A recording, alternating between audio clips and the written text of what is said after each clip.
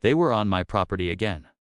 Not just once, but multiple times this month, creeping past the fence, leaving their marks, daring me to react.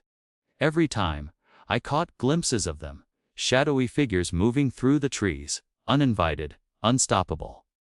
I'd reported it to the HOA, but instead of helping, they seemed to side with the intruders, tightening rules that made me feel trapped in my own home. Something had to change, and this time, I wasn't just going to wait and watch. I set up a plan, and what happened next would shock even me.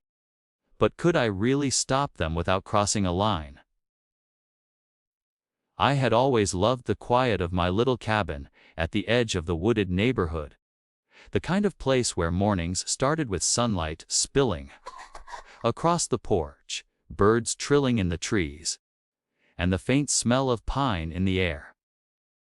My weekends were spent tending a small garden, reading on the deck, or hiking the winding trails that cut through the back of the property.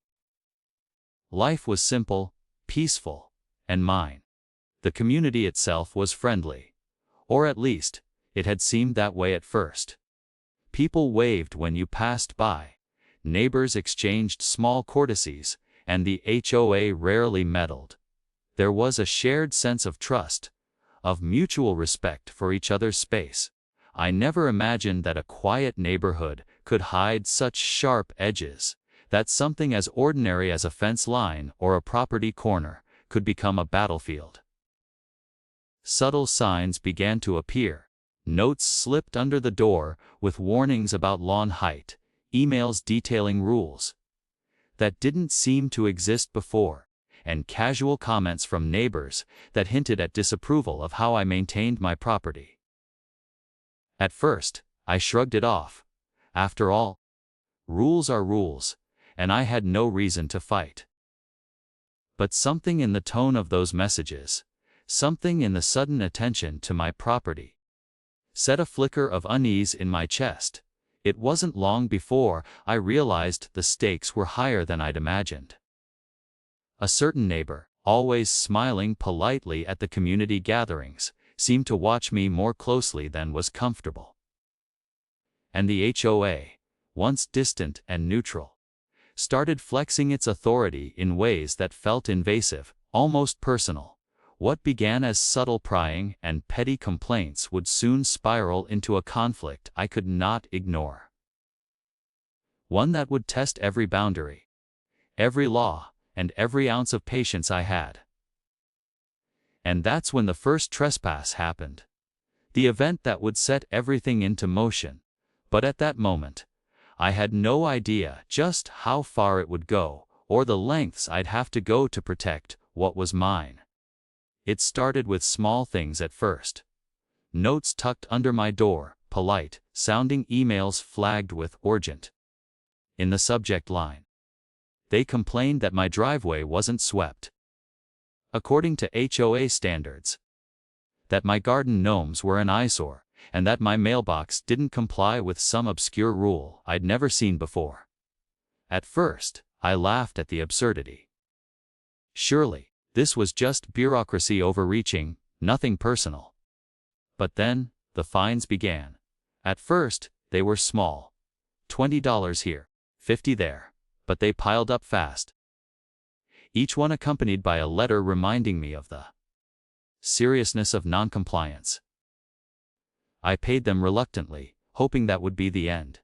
But the very next week, another complaint arrived, this one about leaves on my lawn, unapproved colors of the flower beds, and even the angle of my porch swing. The HOA wasn't just monitoring, they were scrutinizing every inch of my property, measuring, judging, and issuing rules that seemed designed to frustrate rather than improve the neighborhood. Then, the neighbors got involved. The once friendly faces at weekend barbecues became critical eyes peering from behind curtains, murmuring whenever I walked past.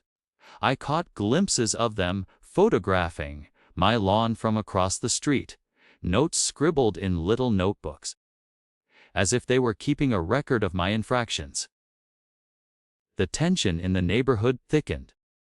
What had been a peaceful retreat became a pressure cooker. Every walk to the mailbox felt like navigating a gauntlet. Every glance over my shoulder a reminder that I was being watched.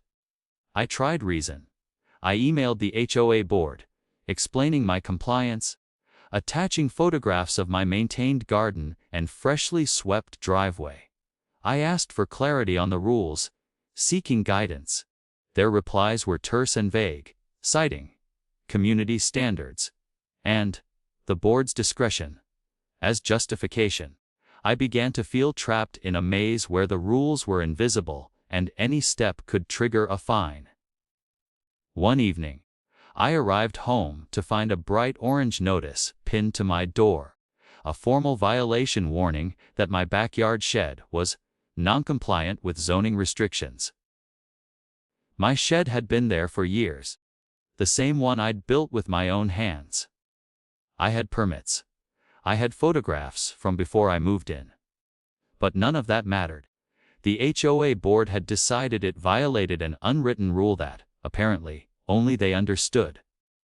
Frustration turned to indignation. I spent hours researching the HOA covenants, municipal codes, and local property laws. I compiled every permit, every receipt, every photograph that could prove my compliance. But the more I prepared, the more the harassment escalated. One morning, I found yellow tape cordoning off part of my driveway.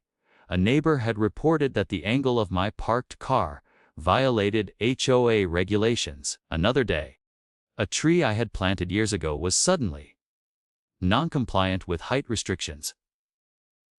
Each incident chipped away at the calm I had once felt in my own home. And then there were the confrontations. I'd see the same neighbors lingering near my property line, asking about my landscaping with an edge of judgment in their voices, making casual remarks loaded with thinly veiled threats. One man, who had always seemed polite, now stopped by unannounced, clipboard in hand, documenting every detail of my yard with an intensity that felt almost malicious.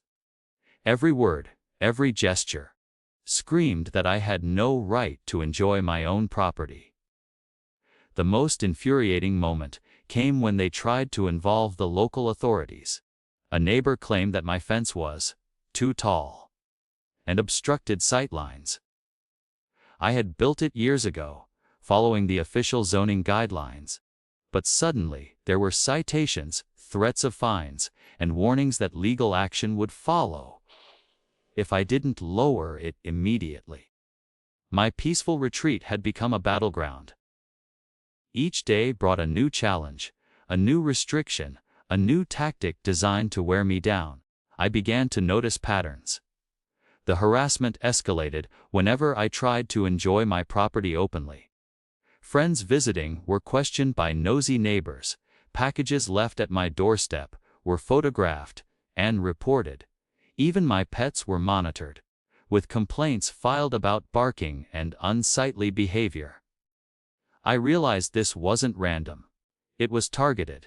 Someone wanted to force me out, or, at the very least, break my spirit. Determined not to give in, I started documenting everything.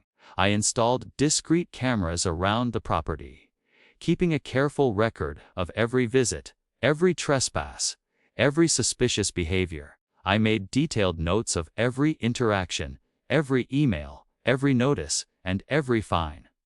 It became an obsession, almost like a chess game, each move calculated to anticipate the HOA's next strike. Then the trespassing began. Not just minor intrusions, but full-blown, uninvited entries onto my property. Footprints in the garden beds, tools moved or taken. Signs that someone had walked through my backyard when no one should have been there. The cameras caught blurry figures in the early morning, shadows slipping past my fence. The realization hit me like a punch to the gut. The HOA rules and petty complaints were one thing, but someone was now crossing legal boundaries, and they were daring me to respond. At night, I would sit on my porch, reviewing footage, trying to remain calm while my blood boiled. Every uninvited step across my property was a reminder of how powerless the laws and rules felt when wielded by those who wanted to manipulate them. I began to strategize. I couldn't let this continue. Not without evidence, not without a plan, and certainly not without a way to make sure that anyone who trespassed would face the consequences. By now, I was consumed. My life had shifted from peace to vigilance. Every sound in the trees, every rustle of leaves, made me jump. The neighborhood that once felt safe now felt hostile. A theater where I was the target in a game I hadn't agreed to play. The stakes were higher than ever. I couldn't just wait for them to leave me alone. I needed to take control, to assert my rights, and to make it clear that my property was mine, and mine alone. And then it happened. One night, after weeks of careful preparation, the figures appeared again. Shadows moving under the moonlight, slowly approaching the property. My heart raced. Every camera angle had been double-checked. Every trap I had set for documentation was in place. This time, I wouldn't just catch them. I would have the proof the HOA couldn't ignore, the undeniable evidence that boundaries had been crossed. And in that moment, a dangerous mixture of fear and resolve settled over me. I was ready. But nothing could have prepared me for what they did next. The night was still, the air heavy with tension. Every instinct screamed that something was coming, and I knew I couldn't wait any longer. Weeks of petty fines, anonymous complaints, and trespassing had built to this moment.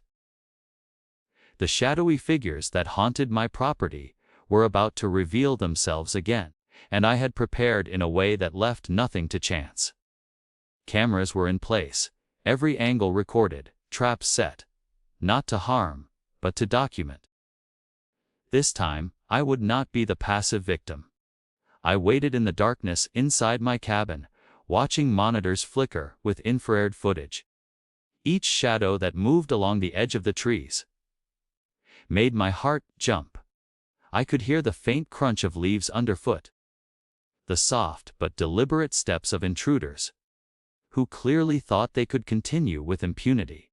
My pulse pounded in rhythm with the anticipation and fear swirling inside me. But there was also something else.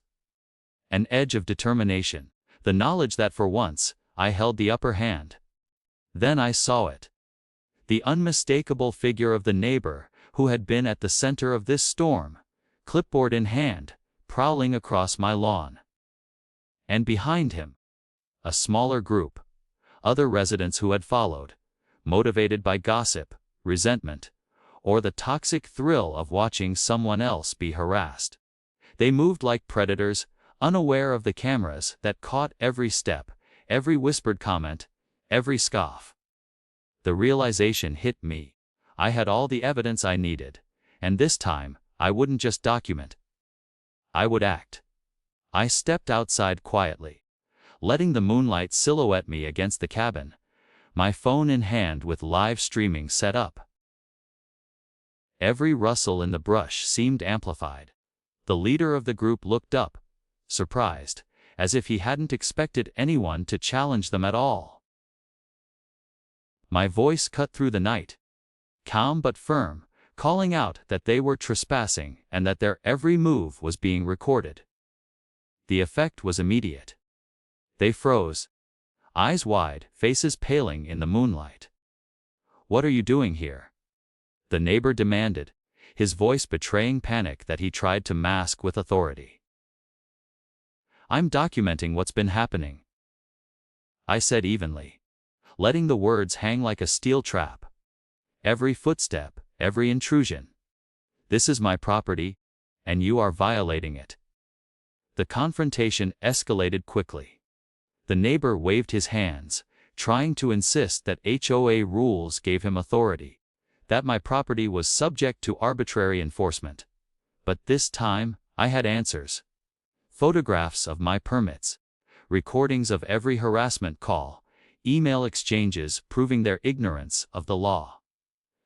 I calmly recited details that left him stumbling, his confident veneer cracking as I exposed the loopholes, the overreach, and the absurdity of their claims. I could feel the tension vibrating through the air, thick and almost tangible.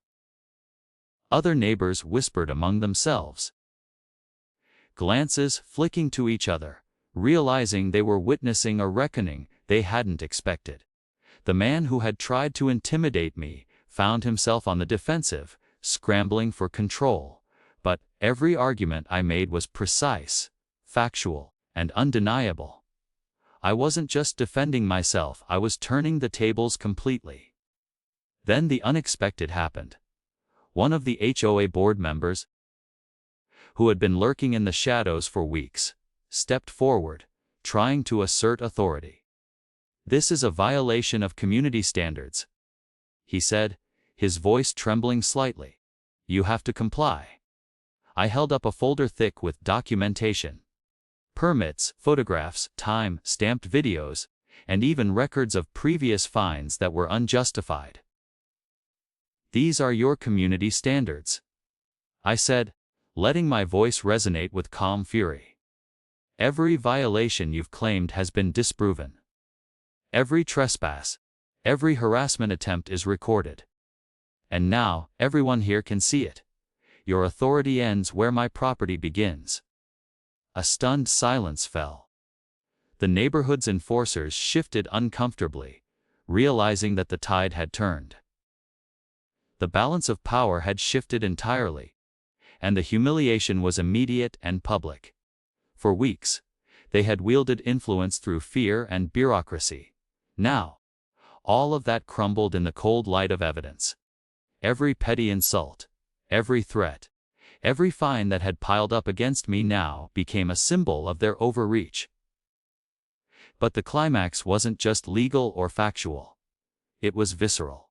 The neighbor who had led the campaign of harassment attempted a last-ditch intimidation, stepping closer to my property line, trying to force a confrontation. I remained steady, letting the cameras roll, recording every heartbeat, every misstep. The tension was almost unbearable. It was a standoff between years of suppressed anger and injustice on one side, and a desperate attempt to cling to authority on the other. Then I triggered a subtle but decisive trap I had set: a motion sensor connected to a spotlight, and an audio alert. The moment he crossed the line, the lights blazed on, cameras captured every movement, and the alert sent a live feed to my phone and a cloud backup. Panic and confusion spread across their faces. They had underestimated me, thinking I would cower, thinking I would negotiate from fear. Instead, I had created a moment that was undeniable, irrefutable, and completely in my control.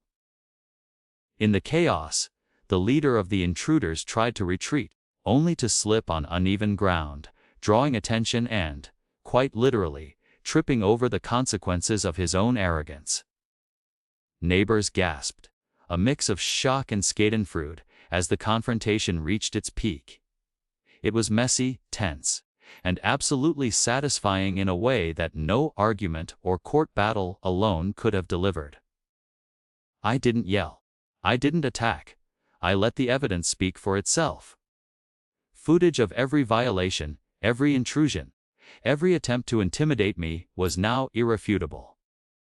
By the end of the night, the intruders had retreated, humiliated, and documented in a way that left them vulnerable to legal action and public scrutiny.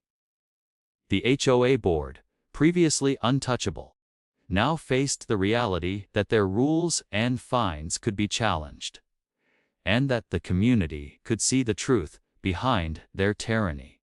As I watched the final figures disappear into the darkness, I felt a mix of exhaustion, relief, and vindication.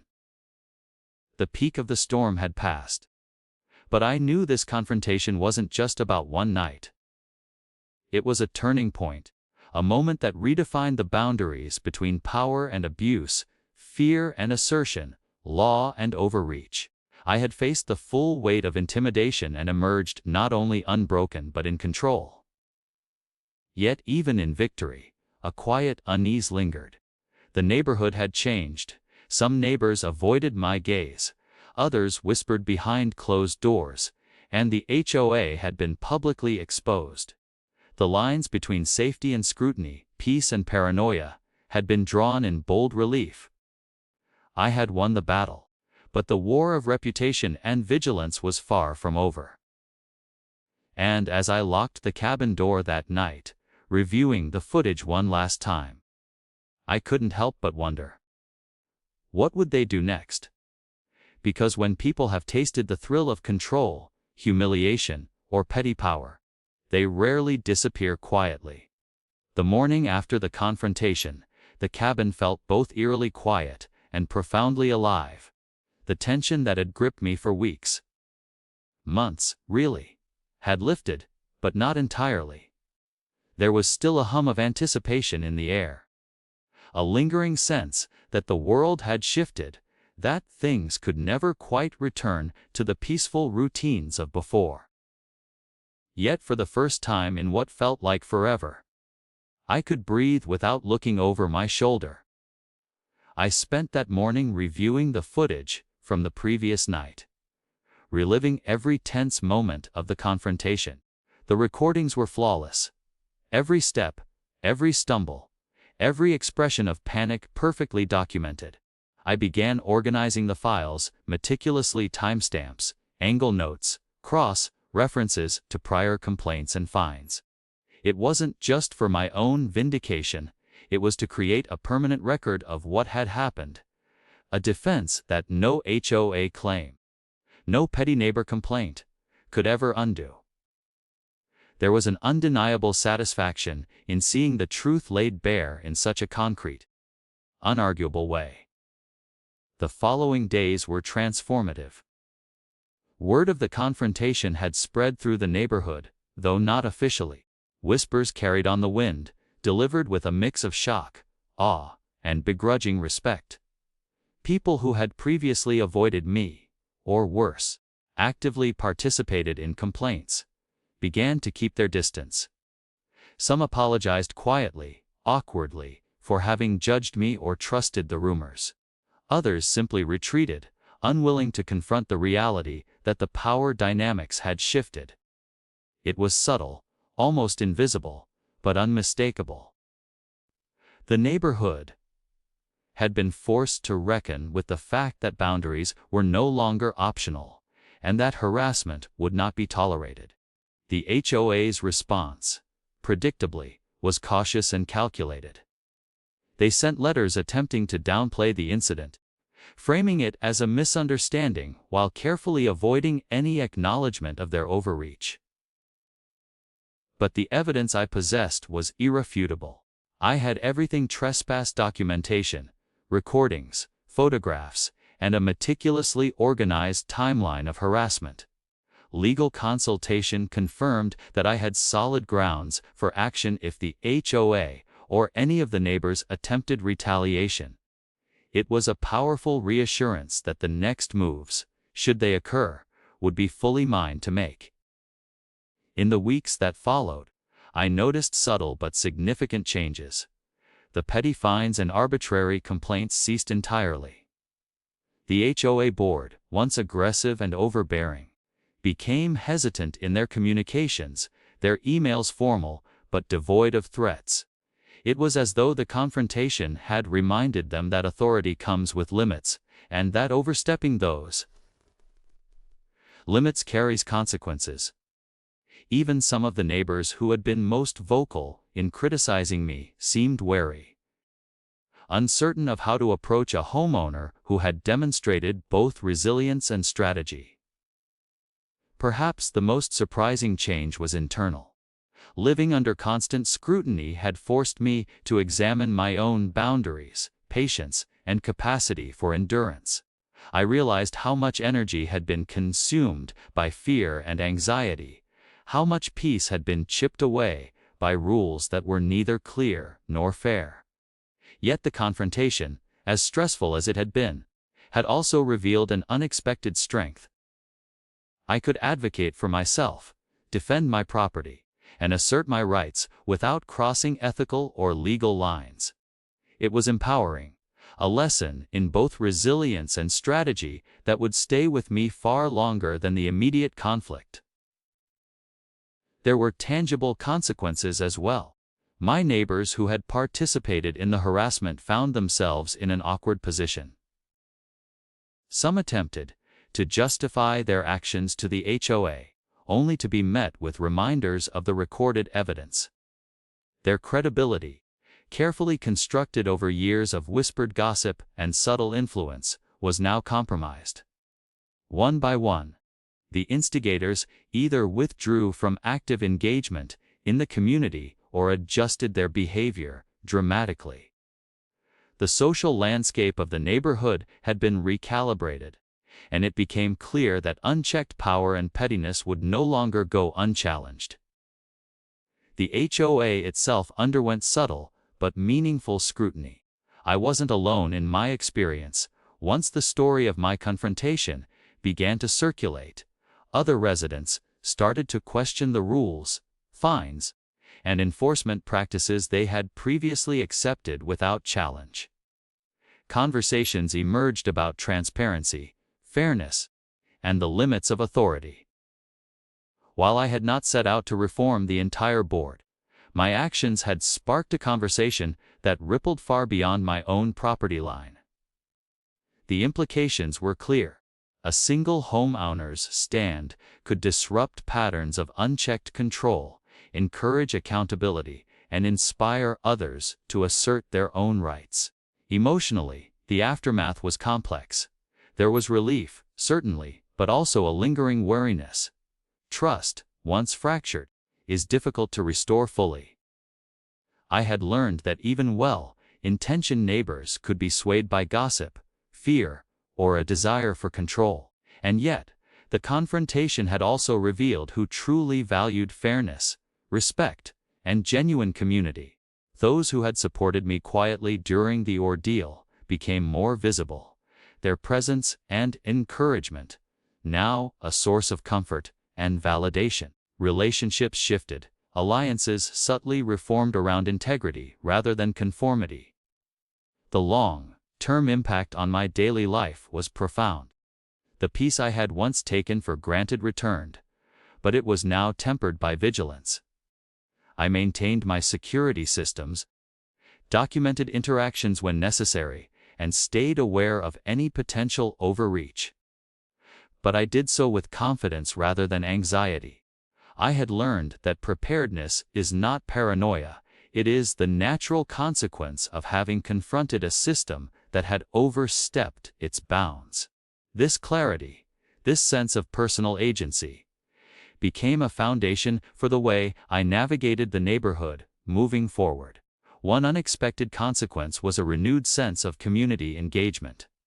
Previously, I had avoided HOA meetings and neighborhood gatherings, wary of scrutiny and pettiness. But after the confrontation, I began attending meetings. Not as a participant in blind compliance, but as an informed, assertive resident. I asked questions, documented proceedings, and held the board accountable in ways I had never felt empowered to do before. My presence shifted the tone of discussions. Policies and proposals were now scrutinized more rigorously, and the board's tendency toward arbitrary enforcement became more transparent to everyone. I had become not just a homeowner defending my own property, but a catalyst for broader accountability. The personal satisfaction was undeniable. I could now walk through my yard without fear, sit on my porch without checking for shadows, and enjoy the garden I had nurtured for years. Each flower, each blade of grass, each carefully maintained tree was a reminder of what I had defended. Not just the physical space, but the principle that personal boundaries matter, that rights are real, and that standing firm can change the dynamics of an entire community. Reflecting on the ordeal, I realized that the confrontation had taught me more than I could have imagined about power, resilience, and human nature. Petty rules and arbitrary fines are symptoms of deeper insecurities, a desire to control rather than nurture. But evidence, preparation, and measured response are antidotes. By staying calm, documenting every step, and asserting my rights decisively, I had turned fear into strategy, harassment into proof, and intimidation into accountability. It was a lesson I would carry forward in every aspect of life. Clarity and preparation are the ultimate defenses against those who seek to exploit ambiguity. The neighborhood itself changed too. Where gossip and scrutiny once dominated, there was now a subtle but noticeable shift toward respect. Muted, cautious, but present. Some neighbors who had observed my actions from the sidelines began to speak up when they witnessed overreach, emboldened by the precedent I had set. The HOA, while still active, became more cautious, more transparent, and less willing to wield authority arbitrarily. In a strange way, the confrontation created a healthier, more balanced community, one where accountability mattered, and where power was no longer assumed to be absolute. Even the legal landscape shifted. Having documented everything meticulously, I now had the ability to protect myself against any future harassment. While I had hoped it would never come to court, I was fully prepared to take action, if necessary. The knowledge that I could stand up to the HOA or any neighbor with incontrovertible proof was liberating. It turned fear into empowerment, a lesson that extended beyond property lines to any area of life where boundaries are tested. Most importantly, the experience left me with a profound takeaway: rights, respect, and personal space are not gifts. They are earned, defended, and maintained. When those rights are challenged, the choice is stark: submit quietly or respond strategically. I had chosen the latter, and while the path was exhausting, terrifying, and emotionally draining, the result was undeniable. I had reclaimed my home, my peace, and my agency, and in doing so, reshaped the very community that had sought to control me. And yet, the story doesn't end with a simple victory. There is always the lingering question, the unspoken challenge: how many others in this world endure subtle harassment, overreach, or petty abuse without realizing that a stand can be made? My confrontation was public, dramatic, and well documented, but countless others navigate similar pressures silently, trapped by fear or uncertainty. The lesson is universal: vigilance, preparation, and courage are the most powerful tools we have to protect ourselves, even against entrenched systems and petty tyrants. As I sit on my porch today, watching the sun rise over the trees and listening to the gentle rustle of leaves, I feel a sense of accomplishment that goes beyond any fine or complaint. The neighborhood is quieter now, but it is also healthier, more balanced. My property is once again a sanctuary, a place where the rules of nature and human respect coexist. And while I remain watchful, I also feel a deep sense of freedom, a freedom hard earned through patience, strategy, and steadfastness. In the end, the confrontation was more than a battle over fences, lawns, or arbitrary rules. It was a test of endurance, judgment, and courage. It was proof that even in the face of relentless oversight, intimidation, and petty cruelty, one person can assert control, protect their rights, and inspire change. And as I reflect on everything that transpired, one thought echoes louder than any threat, fine, or complaint. Power may intimidate, rules may oppress, but truth, preparation, and resolve are unstoppable.